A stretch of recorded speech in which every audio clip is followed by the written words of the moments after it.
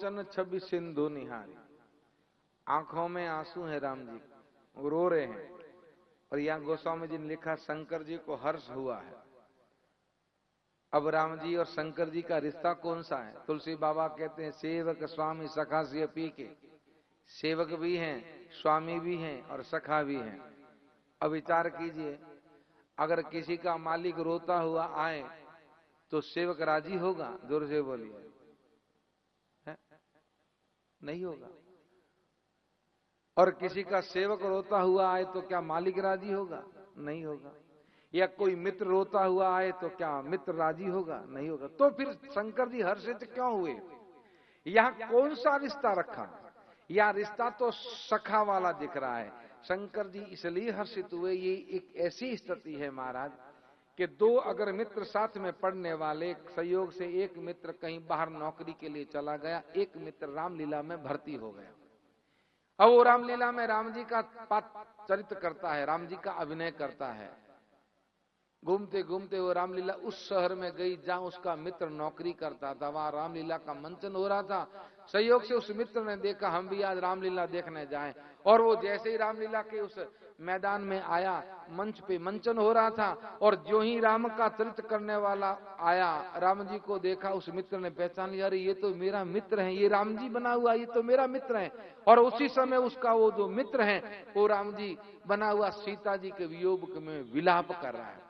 तो वहां जितने ही जो बैठे हैं श्रोतागण, सबके आंखों में आंसू हैं। राम को विलाप करते देख आंखों में आंसू तो उसके भी आ गए, लेकिन मन में बड़ी प्रसन्नता, आहा ये मेरा मित्र पर कैसा अभिनय करा है, ऐसा लगता है कि वास्तव में यही राम है। इसलिए शंकर जी के मन में हर्ष हुआ कि मेरे प्रभु तो अंतर्यामी हैं, समस्त जगत के पिता हैं, और ऐसा अभिनय कर रहे हैं एक साधारण मानव की भांति कि वास्तव में इनकी पत्नी का किसी ने हरण कर लिया। प्रभु के इस अभिनय को देख के, इस लीला को देख के मेरे शंकर भोलेनाथ हर्षित हुए। लेकिन ये समय नहीं था कि खड़े होके बात करें, इसलिए तुलसी जी लिख दिया कुसमय जान कीन चिन्हारी। इशारा किया पर कहे बिना न रह सके। क्या कहा? जय सच्चिदानंद जग पावन सच्चिदानंद भगवान की जय हो। अस कहीं चले मनोज न सावन। ऐसा कह के शंकर पास से चले गए। पर जब शंकर जी राम जी को प्रणाम करके पास से निकले, शरीर ऐसा पुलकायमान हो गया। चल रहे हैं तो चलते समय शरीर की शुद्ध नहीं है, पांव सीधे नहीं गिर रहे हैं, आंख भर आ गई है। शंकर की इस स्थिति को देखा किसने? सती ने। विचार करने लगी ये भोलेनाथ को क्या हो गया। और एक साधारण से राजकुमार जिनकी पत्नी का किसी ने हरण कर लिया, वो अपनी पत्नी के वियोग में रो रहे हैं। और पहले तो उनको जाके कहा सच्चिदानंद। अब यहां तो हमें तो न तो इनमें कहीं सत्य दिखता, न चित्त इनका ठिकाना, न कहीं आनंद दिखता। सच्चिदानंद तो ब्रह्म है, और ब्रह्म के बारे में तो ऐसा वेद कहते हैं, ब्रह्म जो व्यापक विरज अज अकल अनिय अभेद सो की दे धर होई नर जाहि न जानत वेद। ब्रह्म तो व्यापक है, अजन्मा है, बुद्धि से परे है, गुणों से परे है, जिनको वेद भी नेयति नेयति करके इति करते हैं।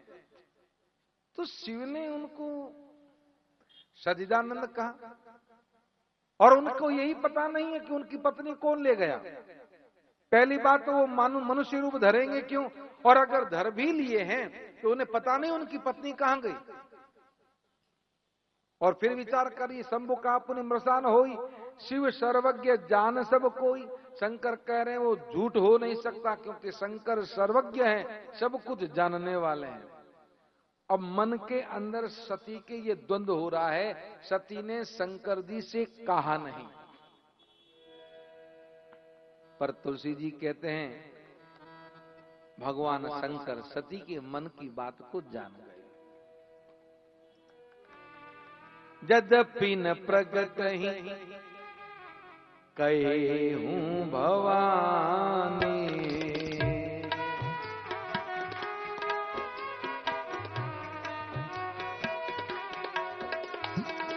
जदपिन प्रगटई जदपिन प्रगटई कहूँ भवानी।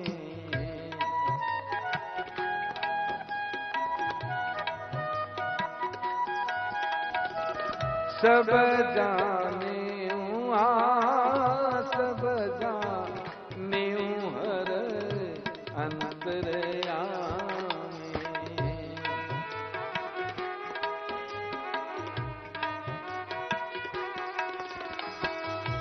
जासु कथा कुंभज ऋषि गाई,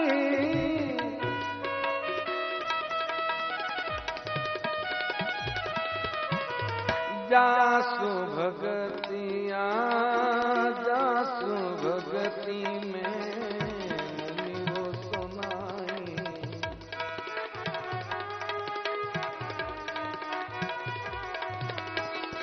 सोई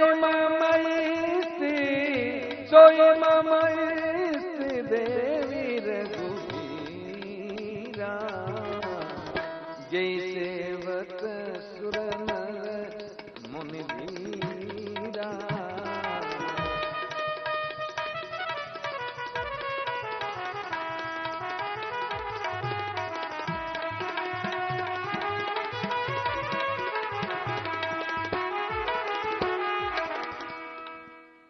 सती ने शंकर जी से कहा नहीं, शंकर जी सती के मन की बात को जान गए और सती के संशय को मिटाने के लिए ही शिव ने कहा कि देवी आपके जो मन में संशय है उसे निकालो,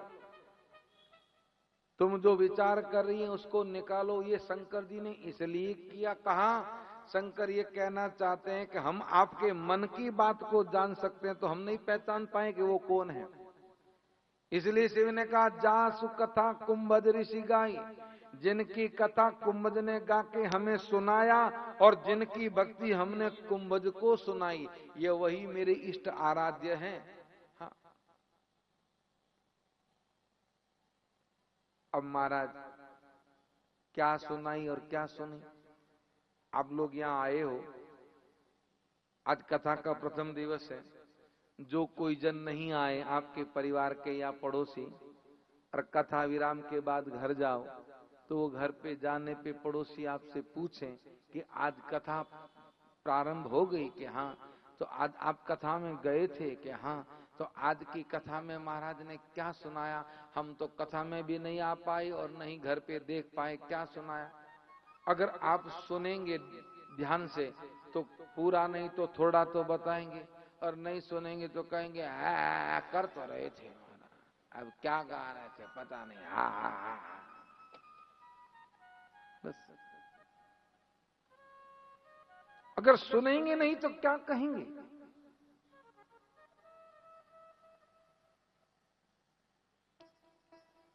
शिव ने कहा जिनकी कथा कुंभज ने गा के हमें सुनाई, जिनकी भक्ति हमने कुंभज को सुनाई, ये वही मेरे इष्ट आराध्य हैं, जिन्हें मुनि योगी धीर ज्ञानी हर्षम भजते हैं। अब शंकर समझा रहे हैं, त्रेता युग का समय है, समझने वाली भी जगजननी जगदम्बा सती हैं, फिर भी समझ में नहीं आ रही शंकर जी की बात। तो इस कलिकाल में कोई भाई अपनी पत्नी को समझाए, न समझ में आए तो काहे को टेंशन करे। ये जो सूत्र है ना, मैं हमेशा कहता हूं कथा में, मानस का एक एक प्रसंग हमारे जीवन से जुड़ा हुआ है, ध्यान रखें। अब देखिए इस सूत्र से हमें क्या सीख लेना चाहिए। परिवार में हम अपने जनों को, अगर कोई वो गलत काम करता है या आपके हिसाब से वो कर रहा है, वो गलत कर रहा है, और अगर आप उसे कहें और वो आपकी बात को न माने, समझा दीजिए, और समझाने पे भी अगर वो न माने तो क्रोध न करें। जबकि होता क्या है, हम अगर घर में किसी को समझाते और वो हमारी बात को नहीं मानते तो हम क्रोध कर देते। शंकर जी यहाँ यही कह रहे हैं, यही हमें सीख दे रहे हैं कि हम समझाएं, अगर हमारी बात को घर वाले न माने तो क्रोध न करें, उनको कह दें आप जैसा करो आपको उचित लगे। तो फिर हम क्या करें, इस प्रसंग को पूरे को समझ लें, ताकि जिसको आप समझा रहे हैं उसका भी भविष्य में कल्याण हो और भविष्य में वो आपकी बात को माने। ऐसा क्या करे कि ये काम हो जाए, यही इस प्रसंग को दर्शाता है महाराज। शिव ने समझाया, सती के बाद जब समझ में नहीं आई तो शंकर जी ने कहा, जो तुमरे मन अति संदेह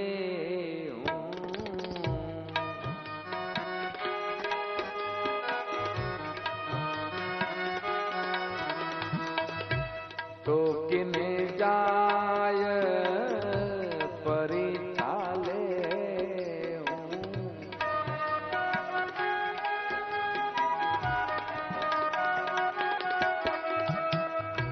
तो किने जाय परिछाले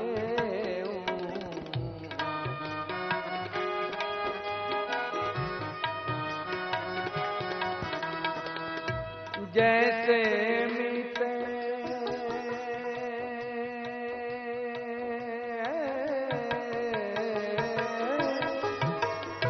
जैसे मीते मोह भ्रम भारी, जैसे मीते मोह भ्रम भारी, करहूं सो जतन विवेक विचारे।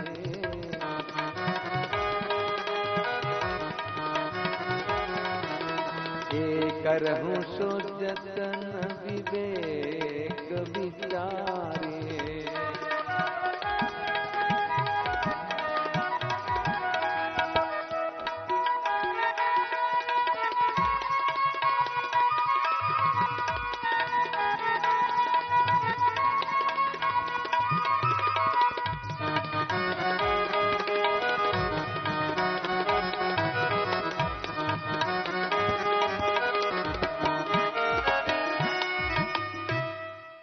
जो तुमरे मन अति संदेह तो किन जाय परीक्षा ले। अगर आपके मन में अति संशय है तो एक काम करो, जाके परीक्षा ले लो।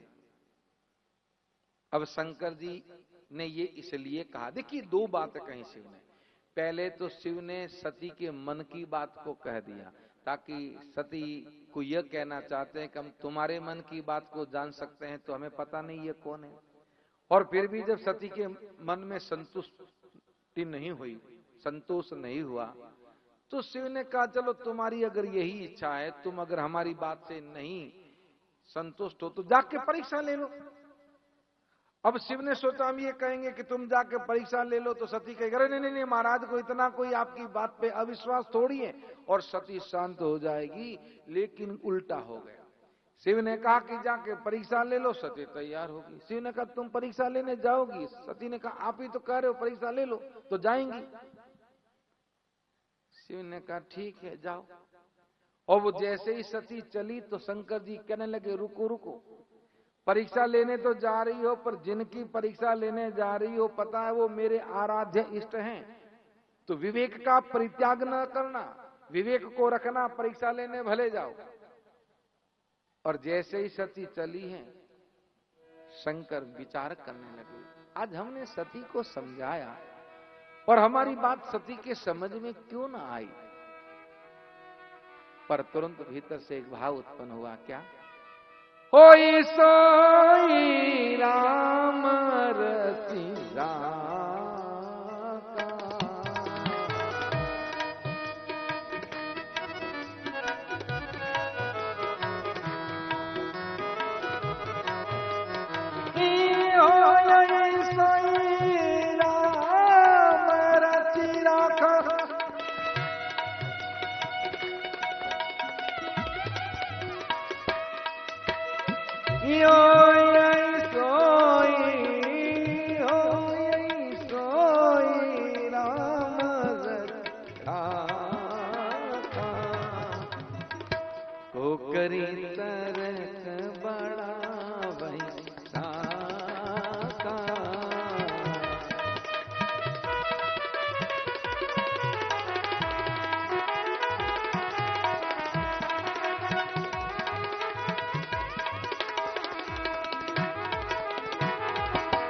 अस कहीं जपने, अस कहीं जपने लगे हरिनामा,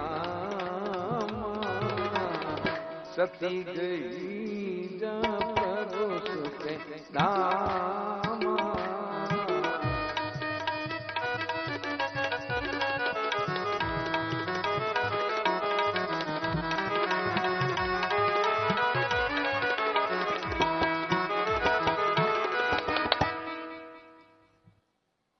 हो यही सोई राम रचि राखा, को करी तर्क बड़ा वहीं साखा, अस कहीं जपन लगे हरि नामा, सती गई जहां प्रभु सुख धामा।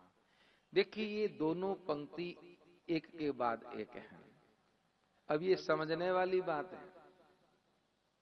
मैंने कहा ना, मानस का हर प्रसंग हमारे जीवन में एक विशेष सूत्र देके जाता है। हम कोई काम करें और उस काम में सफलता न मिले तो आदमी को निराश नहीं होना चाहिए। मानस में ये जो दो पंक्ति हैं, एक अयोध्या कांड की और एक बाल कांड की, ये दोनों परस्पर विरोधी हैं। अयोध्या कांड में देवताओं के गुरु बृहस्पति जी कहते हैं इंद्र से कि कर्म प्रधान विश्व करी राखा, जो जस करहि सो तस फलु चाका। ये संसार कर्म प्रधान है और व्यक्ति जैसा कर्म करता है उसके आधार पे उसे फल मिलता है। तो फिर यहां शंकर जी क्यों कहते हैं हो सोई राम रचि राखा, को करी तर्क बड़ा वही शाखा, होगा वही जो राम जी को मंजूर है। अब देखिए दोनों चौपाई अपनी जगह सही हैं। हम कर्म करें, कर्म करने के बाद में उसका अनुकूल परिणाम न मिले तब हमें निराश नहीं होना चाहिए। उस समय यह विचार कर लेना चाहिए कि होई सोई राम रचि राखा। पर यहां तक तो हम समझ, जो ज्ञानी जन हैं, जो कुछ थोड़ा बहुत परमात्मा पे विश्वास करते हैं, उनकी गाड़ी यहां तक तो आती है पर यहां आके गाड़ी रुक जाती है। यहां आके गाड़ी को रोकना नहीं है, गाड़ी को यहां से आगे भगाना है और वो आगे हम लोग नहीं भगाते। आदमी काम करेगा, कर्म के अनुसार उसका फल नहीं मिलेगा तो एक बार तो निराश होगा, फिर कहा